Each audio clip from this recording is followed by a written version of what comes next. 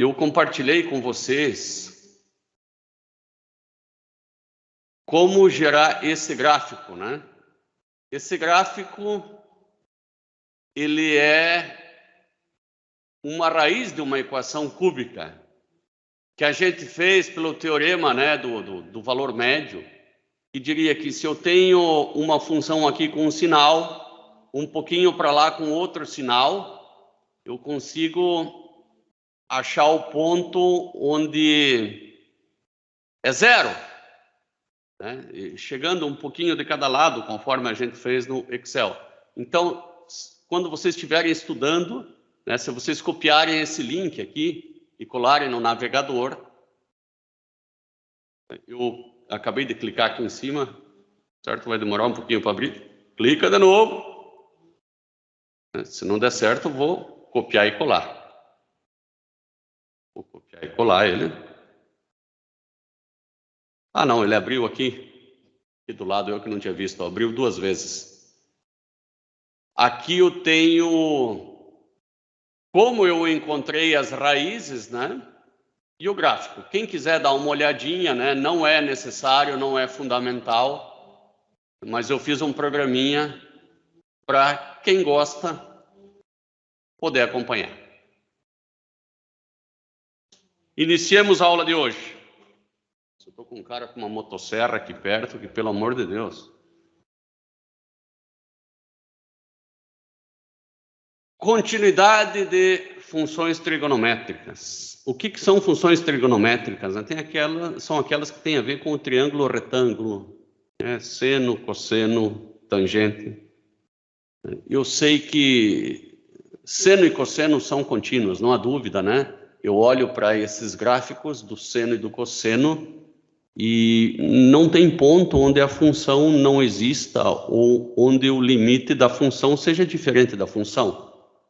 Ontem nós estudamos o que é continuidade. Continuidade, né, o que define continuidade é informalmente uma função supercomportada que não tem buracos e nem tem saltos. E formalmente é aquela função onde o limite é igual à função em todos os pontos. Muito bem, vamos pensar por enquanto informalmente. Então aqui essa função é contínua o tempo todo.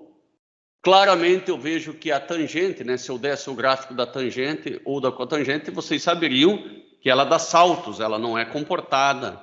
No máximo que eu posso dizer é que ela é contínua por partes, né? Bom, isso porque a tangente é medida aqui, né?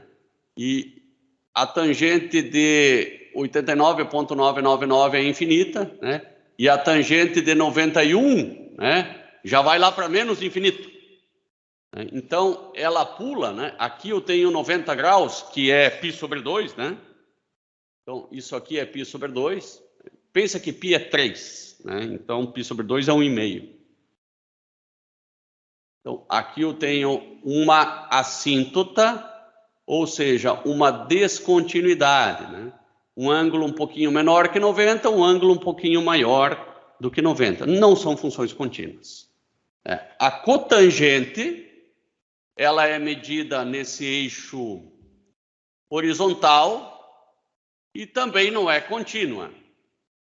Não exatamente no 90, né? Mas aqui é no 0 e no 360 e nos múltiplos, né? Aqui também nos múltiplos, né? Sem dúvida. Depois, os gráficos das funções secante e cossecante. Note que começamos com seno e cosseno, tangente e cotangente, agora secante e cossecante. O que é a secante no círculo trigonométrico? Você pega o mesmo triângulo da tangente, exatamente o mesmo triângulo, só que agora é este comprimento aqui, ó, do centro do círculo até o ponto lá onde você media a tangente. Ocorre que eu percebo que este comprimento nunca é menor do que 1, né? Veja, quando a tangente é 0, né, a secante é 1. E eu vejo isso no gráfico, né? Olha aqui, a secante em azul, né? Ela nunca é menor do que 1. Só que vai ter descontinuidades também, porque a secante de 89,99 vai dar infinito, né? E depois ela vai dar um pulo para menos infinito. É o caso aqui, ó. Muito semelhante. O gráfico não é o mesmo, mas a descontinuidade é a mesma da tangente. Naturalmente, a cotangente, que é uma espécie de complemento, também é descontínua. Então, contínua é só seno e cosseno, o resto é tudo descontínuo. Isso é fácil de perceber também, né? Porque se nós voltarmos lá para a tangente, você sabe que tangente de x é igual a seno de x dividido por cosseno de x. Sempre que tem um denominador, tem descontinuidade. Não tem choro, né? Se esse denominador for zero, e existe sempre algum x cujo cosseno de x dá zero. A secante, você vai se lembrar, talvez não, mas eu vou escrever aqui, que é 1 dividido pelo cosseno de x. Então, é o mesmo pepino. E a cossecante é 1 sobre seno, é o mesmo pepino.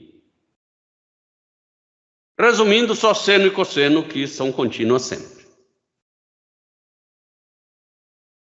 Visto isto, vamos a alguns exercícios de limites. Encontre o limite do cosseno de tudo isso aqui, ó. Claro que aqui nós já estamos trabalhando com um limite um pouco mais cabeludo. Por quê? Porque quando x é 1, eu vou ficar com cosseno de 0 sobre 0. Isso é um pepino. Eu não posso ficar com cosseno de 0 sobre 0. Eu vou tentar trabalhar um pouquinho esse limite, né? Vou vir para cá. Eu posso, inclusive, passar esse cosseno para o lado de fora, não tem problema algum. Você pode escrever assim, o cosseno do limite, quando x tende a 1, né, disso aqui que está aqui dentro, né? Troca o limite e o cosseno, não? Isso é perfeitamente possível. E no lugar desse x quadrado menos 1, você vai lembrar do produto notável a mais b, a menos b, né? Então, você vai escrever aqui em cima x menos 1, x mais 1.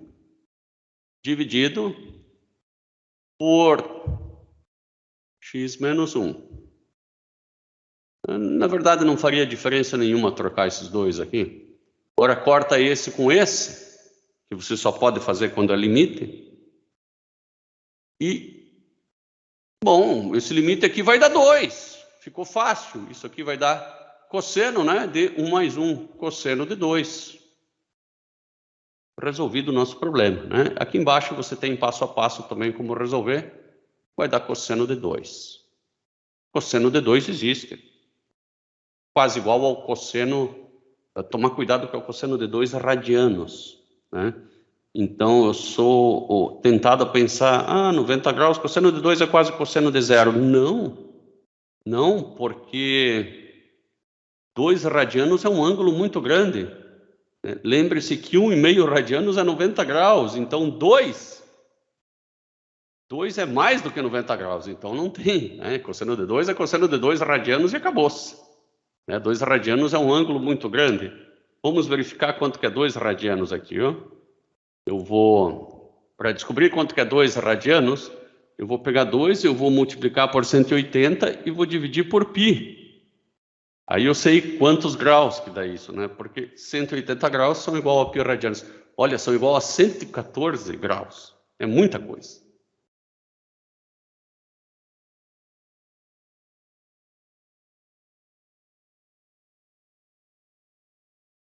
Agora, pede-se, no exemplo 2, né, para provar que o seno inverso de x, ou seja, né, aquela função que me dá o ângulo, cujo seno é x, ela é contínua no intervalo de menos 1 a 1.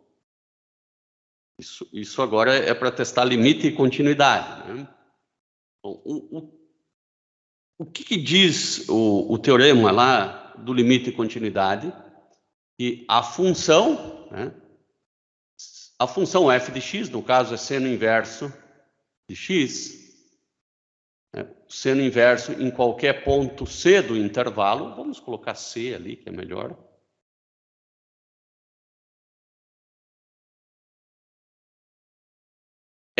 Precisa ser igual ao limite do seno inverso de x quando x tende a c.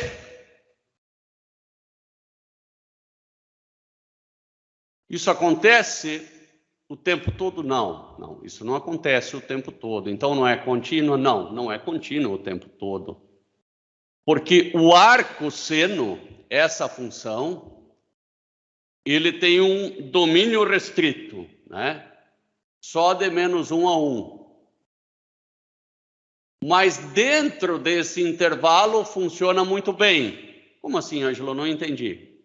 O negócio é o seguinte, né? Eu tenho que saber tudo, até função inversa agora. Então vamos bem devagarinho. Eu tenho aqui um conjunto de todos os reais, que é o conjunto domínio. E aqui eu tenho o conjunto imagem.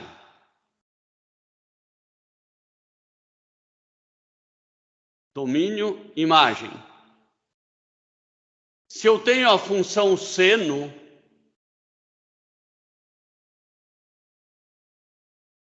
não importa o número que eu pegar aqui, o seno de qualquer coisa, ele não vai dar todos os reais. Ele sempre vai cair num mundinho bem pequeno, né? E esse mundinho bem pequeno é entre 1 e menos 1. O problema é que desse mundinho bem pequeno, se eu aplicar o seno inverso, né, desse mundinho bem pequeno, eu não consigo cair em todos os reais. Tá? O seno inverso, ele vai cair no mundinho bem pequeno aqui, ó. Porque ele vem do mundo pequeno, ele não pode ir. Né? Você pode ter tudo e fazer pouco, mas você não pode ter pouco e fazer tudo. Né? E esse mundinho bem pequeno aqui, tá? É o mundo do menos 90 ao mais 90. Então, do menos π sobre 2 até o π sobre 2. Logo, o seno não tem função inversa. Mas a calculadora lá tem. Tá? A calculadora lá tem porque nós aplicamos um golpe, que se chama restrição de domínio. Daí você diz, se eu restringir o domínio agora a esse azulzinho, né?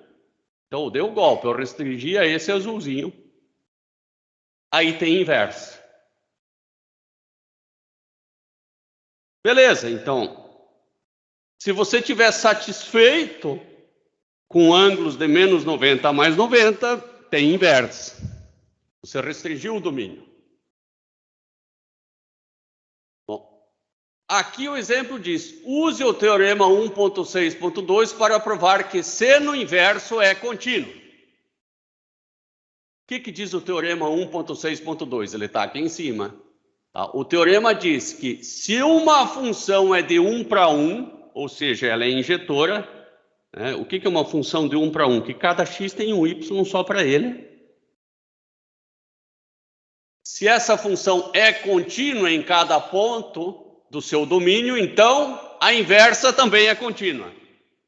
Bom, a função seno, a gente viu que era contínua lá atrás. Professor, se ela estiver, no caso, no contradomínio, como é que eu defino ela? Tá, eu só vou terminar aqui, daí já vou à tua dúvida. A gente viu que ela é contínua aqui atrás. Bom, se ela é contínua, a sua inversa é contínua. Né? E ponto final. Então, você, usando esse teorema, você provou que o seno inverso é contínuo. Porque se o seno é contínuo no intervalo de menos 1 a 1, o seno inverso também é. Bom, o José, vamos falar então de domínio e imagem.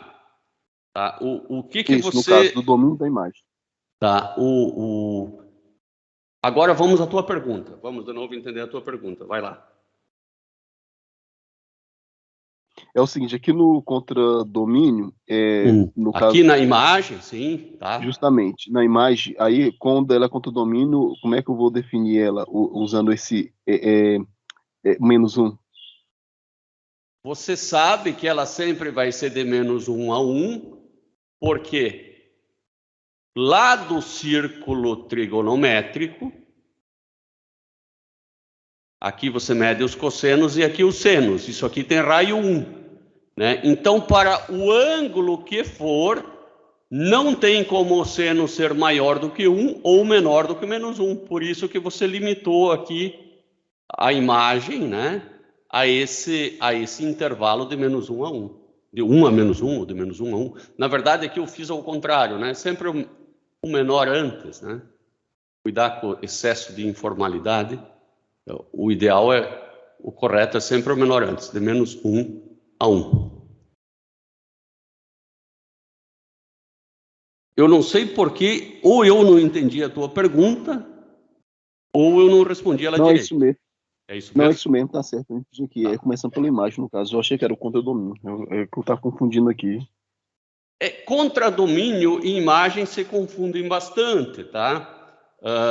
Vamos até colocar, tanto é que eu pouco uso essa nomenclatura. Eu vou escrever aqui, ó, contradomínio.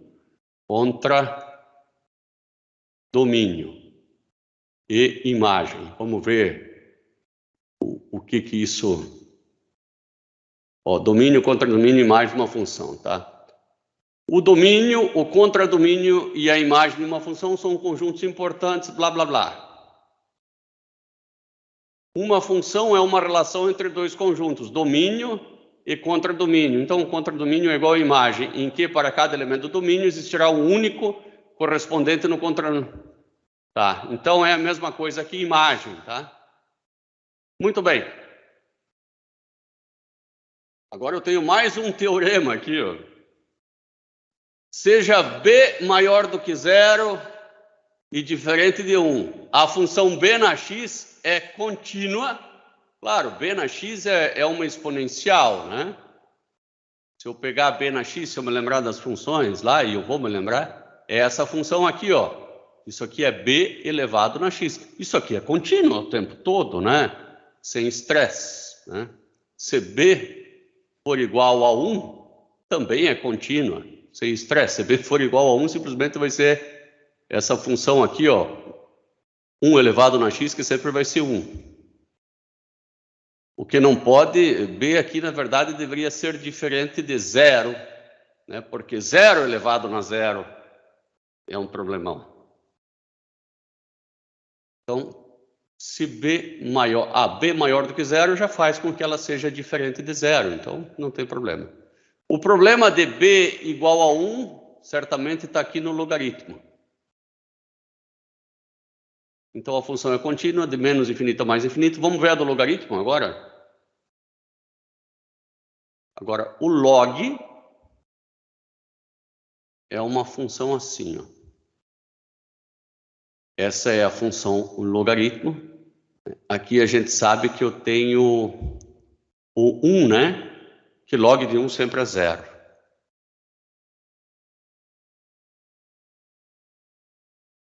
Log é uma função contínua de 0, né? De 0 mais, né? Tanto que o intervalo é aberto, até infinito. Não existe logaritmo no negativo. Isso a gente já sabia, né? Não precisaria nem ser teorema. Agora pede-se, onde a função é contínua? Certamente essa função não é contínua o tempo todo. Vamos copiá-la para o quadro branco, para fazer ela sem olhar para um slide poluído. Onde essa função é contínua? Eu vejo um problemaço aqui embaixo, já assim, já de arrancada. Quando aqui for 0, vai ser um problemão. Já vou fazer essa análise, né? A função é contínua onde a função existe e ela é igual ao limite. Onde tudo é perfeitinho. Bom, x ao quadrado menos 4 precisa ser diferente de 0. X precisa ser diferente de mais ou menos 2. Essa é a primeira análise. Bom, este pedacinho aqui, que eu vou fazer com outra cor, o ângulo cuja tangente dá x, eu tenho um problema aí de domínio, né? O x, de fato, pode ser qualquer coisa. Mas ele é muito bem... Essa função ela é definida com uma restrição de domínio entre menos 90 e mais 90. Tá? Lembre-se que a tangente, se eu pegar o gráfico da tangente, eu vou pegar ele.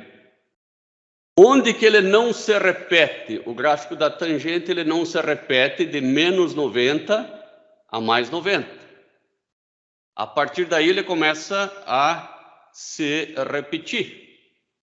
A função ela é válida sempre, né? O arco tangente, né? O arco tangente ele vale de menos infinito a mais infinito, numa boa, né? Eu vou fazer o gráfico do arco tangente, porque esse é o gráfico da tangente. Se eu for fazer o gráfico da tangente inversa, né, eu tenho x e aqui tangente inversa de x. Ele vai ser algo assim, ó, quando x for infinito, ele vai tender a π sobre 2. Ele tende a π sobre 2. Quando x for menos infinito, ele tende a menos π sobre 2. Vai ser algo mais ou menos assim, ó.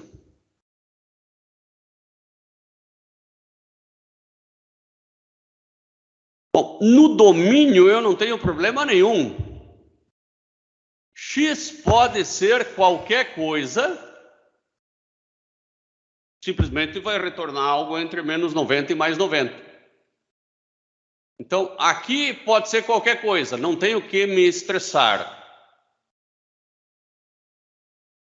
Com ln de x eu tenho que me estressar. Porque a função ln de x,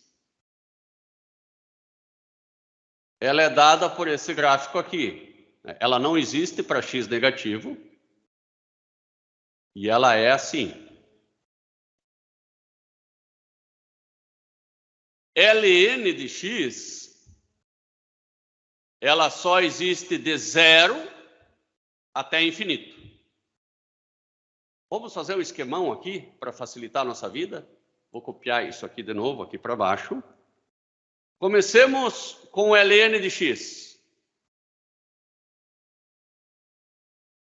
ln de x. Aqui é menos infinito, aqui é mais infinito. Eu vou colocar um 0 mais ou menos aqui no meio. ln de x nem pode ser 0, né? Então, vou colocar uma bolinha aberta aqui para ela. ln de x, bolinha aberta.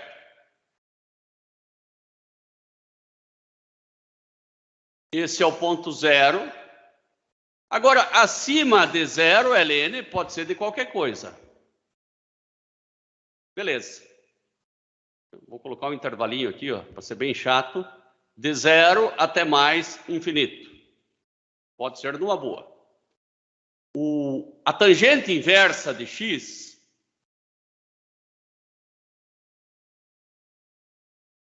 pode ser qualquer coisa entre menos infinito e mais infinito. É uma função linda.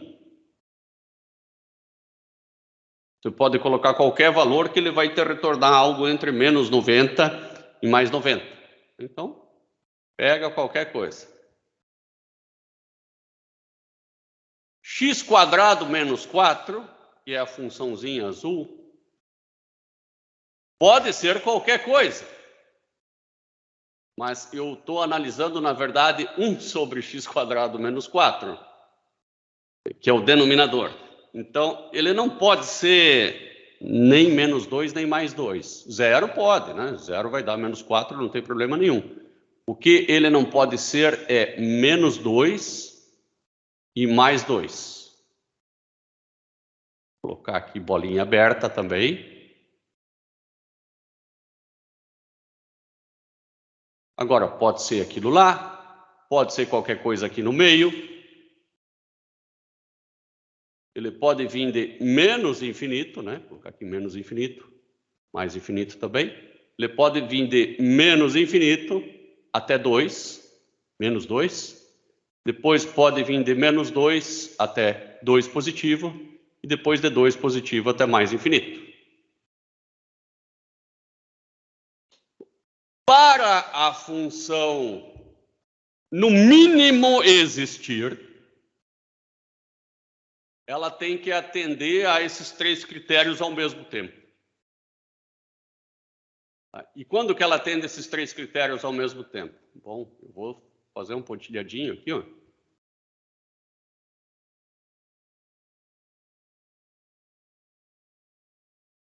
Daqui para cima. Isso que não pode passar pelo 2. Então, os 3 critérios ao mesmo tempo vêm aqui, 2, né, e continua para lá. E o 0 aqui é aberto, hein? O 0 ali é aberto. Então, o f de x, ele vai do 0 até o 2, união, né, com o 2 aberto, até mais infinito. É ali onde a função existe. Então, eu vou copiar a função de novo, né? Já decorei ela. F de x é igual a tangente inversa de x mais ln de x sobre x quadrado menos 4. Ou seja, x menos 2, x mais 2, que é a mesma coisa. Se eu colocar no valor de x qualquer valor dentro desse intervalo, a função existe e o limite da função é igual à função. Logo, eu digo que essa função ela é contínua, né? Ou de 0 a 2, ou de 2 até mais infinito. Em outros intervalos, ela não é contínua, porque ela simplesmente não existe. Essa já é uma questãozinha mais elaborada, né? Mas que faz a gente pensar um pouquinho. Aqui eu tenho a resposta, né, e os desenhinhos aqui bem bonitos, né, do ln de x. Vocês conseguem ver que só existe de 0 para frente, do x quadrado menos 4, que existe o tempo todo, menos e menos 2 e mais 2. Né, e depois da função total. Eu não fiz da tangente, porque a tangente inversa funciona o tempo todo. Muito bem, agora vamos a uma análise de um limite chamado limite fundamental. O fato dele ser fundamental não quer dizer necessariamente que ele é fácil, né? Mas é um limite que a gente tem que saber de cor. Eu, nas provas, normalmente dou isso em forma de tabela. Esse limite é esse aqui apresentado. O limite do seno de x sobre x, quando x tende a 0 igual a 1. Ah, mas isso não é 0 sobre 0? No limite é, sim. No limite é 0 sobre 0. Como é que você sabe que é igual a 1? De duas maneiras, né? Lá no começo da disciplina, nós fizemos o gráfico e nós verificamos essa tendência, né? Que seno de x sobre x, quando ele era quase 0, né? Tanto positivo quanto negativo, ele dava 0,9999. Isso eu posso verificar mais uma vez. Vou abrir o Excel. Agora eu vou tirar o seno desse ângulo igual a seno desse ângulo aqui ao lado. Note que ele deu o mesmo valor, né? Claro que se eu fizer seno de x sobre x, seno de x dividido por x, igual a este dividido por este, né, ele vai dar praticamente 1, né? Só não deu 1 porque teria que ter mais casas depois da vírgula, né? Mas se eu colocasse 0, não ia dar certo. Ó, vou fazer mais um aqui, ó. E agora eu vou colocar o ângulo 0. Não vai dar certo, não existe. Mas se eu colocar números aqui cada vez mais próximos de zero, vou colocar mais 2 vezes aqui, ó. Olha, agora até o computador desisto, é 1. Tá? Claro que nunca vai ser 1, vai ser simplesmente um valor que tende a 1. Não satisfeito com isso, eu resolvi pensar um pouco mais longe. Desenhei o círculo trigonométrico. É claro que esse círculo tem raio 1. Eu me lembro de um triângulo menorzinho aqui dentro. Esse triângulo que eu vou fazer agora, né? Esse aqui eu vou deixar ele pintado até, esse pequenininho. Eu tenho vários triângulos aqui, na verdade, né? Um deles é esse vermelho. E se esse ângulo aqui é x, que eu pintei por cima, né? Essa altura aqui é cosseno de x, né? Você se lembra bem, né? Desculpa, essa altura é seno de x. Essa altura aqui é seno de x. Porque aqui eu meço os senos e aqui os cossenos, né? E esse comprimento aqui, ó, esse pedacinho pequeno aqui, é cosseno de x. O raio do círculo é 1. Por isso que esse pontinho aqui está como, né, cosseno de x e seno de x. Este triângulo, ele está apresentado aqui, ó. Esse pedacinho aqui é o cosseno de x, esse é o cosseno de x e esse é o seno de x. Esse triângulo, na verdade, ele foi a parte pintada é essa parte que eu estou contornando aqui, ó. Foi colocado o triângulo um pouco maior, que ele vem até aqui, ó. Beleza, sem problema. Deixa assim. Eu também posso fazer essa parte contornada aqui, ó. É o mesmo triângulo contornado aqui. E que é exatamente o mesmo triângulo contornado aqui. Em vermelho. Agora eu vou fazer um outro triângulo que eu estou observando ali, com outra cor. Um azulzinho clarinho. Um azulzinho clarinho igual do círculo. Vamos pegar um roxinho. Esse triângulo aqui, ó, que é o da tangente, claro, né? Está contornado aqui, né? Aqui é a tangente de x, né? Que está marcada aqui. E que é esse triângulo que eu vou contornar agora aqui. Eu simplesmente dei um zoom nesses triângulos, né? Aqui o da tangente não aparece e aqui também não, né? Se eu fosse desenhá-lo, né, eu teria que desenhá-lo aqui ainda, aqui, né? E também aqui, poderia desenhá-lo assim, né? É só seguir com ele. Agora olhem para os triângulos pintados apenas. Né? Eu vou apagar os meus contornos ali, que eu acho que eles vão atrapalhar. Olhem para os triângulos pintados, né, e vamos compará-los entre si. Vocês concordam comigo que a área desse triângulo é maior do que a área desse e maior do que a área desse? Sempre lembrando que x é um ângulo muito pequeno. Apesar dele ter sido desenhado aqui com os 45 graus, esse ângulo é para ser perto de zero, tá? Porque nós estamos fazendo análise quando x tende a zero. Mas mesmo assim, imagine esse ângulo como 1 ou 2 graus. Né? Essa área desse triângulo vai ser maior que a área desse, que vai ser maior do que a área desse. A área desse primeiro triângulo, ela é fácil de ser calculada, porque você vai fazer base vezes altura sobre 2. Aqui está colocada a área desse triângulo. Base vezes altura sobre 2. A área desse último triângulo também é base vezes altura sobre 2, como a área de qualquer triângulo. Então, eu vou fazer base vezes altura sobre 2. Está aqui, ó. Né? A base desse triângulo aqui é 1, né? Assim como a base do outro triângulo aqui também é 1.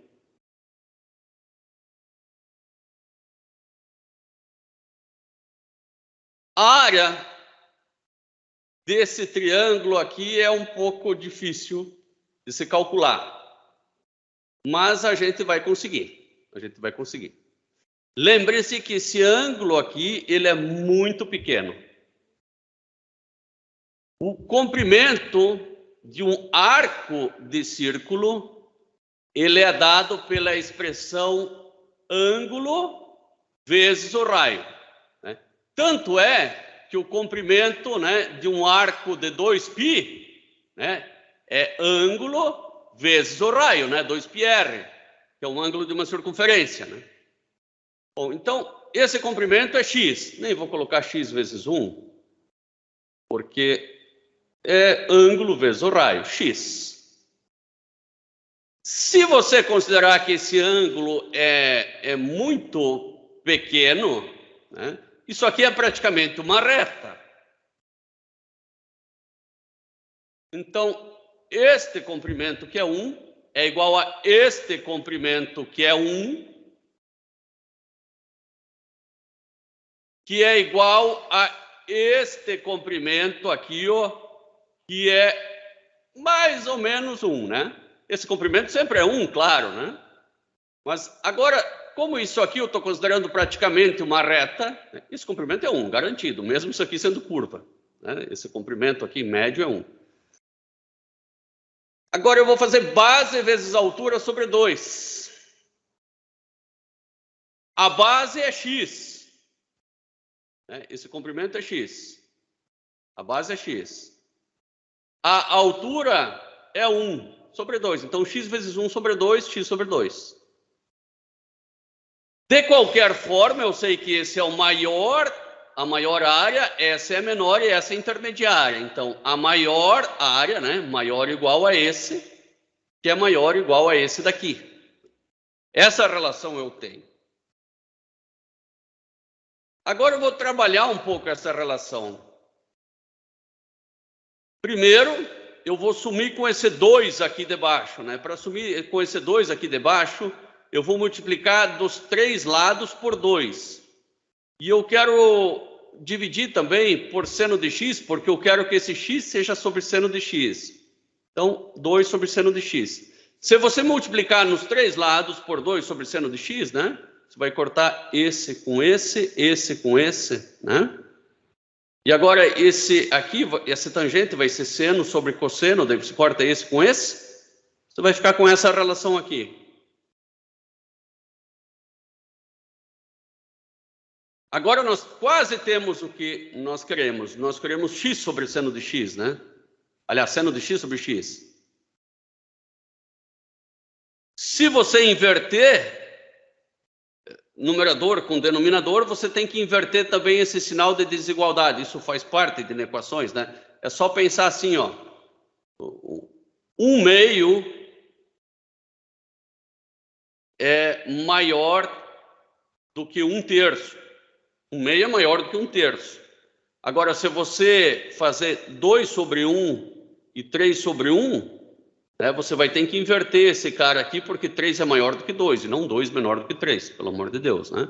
Então, por isso que eu inverti isso aqui. Bom, cheguei nessa relação.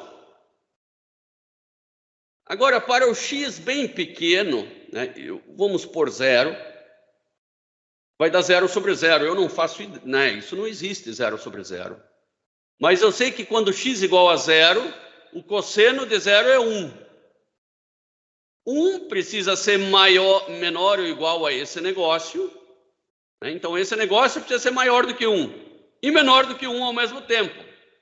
Só tem um jeito dele ser maior ou igual a 1 e menor ou igual a 1 ao mesmo tempo, ele sendo igual a 1. Logo, eu descobri, de uma forma um pouco mais difícil, que seno de x sobre x, quando x tende a 0, é 1. Isso também pode ser analisado desta forma aqui. Aqui eu tenho o gráfico em preto aqui, ó, de y igual a 1, que é o gráfico deste lado aqui, né? Depois eu tenho o gráfico de y igual a cosseno de x, que é este gráfico azul, né? Y igual a cosseno de x. E esse vermelho é o gráfico de y igual a seno de x sobre x. Né? Seno de x sobre x o tempo todo é menor do que 1 e maior do que esse outro cara, do que o cosseno de x. Ele sempre está no meio dos dois, ó.